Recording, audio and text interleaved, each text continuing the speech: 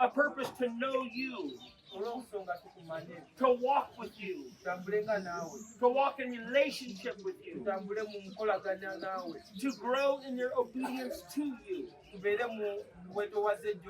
to be a light in the darkness. And you're calling them to a closer relationship. I pray you will help them to trust you completely. Because you know them so well. And you have planned for each of them a very specific purpose in this world. I pray by your Spirit they would come to more clearly understand the purpose why you created them. And they would fulfill that purpose completely. I pray your blessing upon their lives. The efforts they're making to earn income here.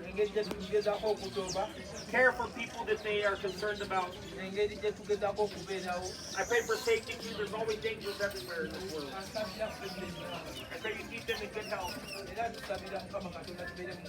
I pray I can visit them again next year.